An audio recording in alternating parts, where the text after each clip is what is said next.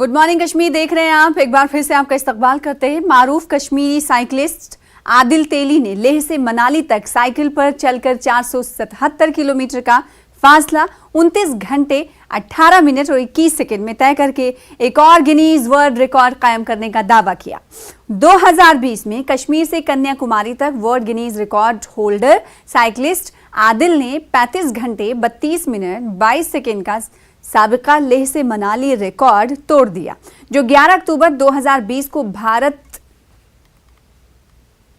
ने बनाया था।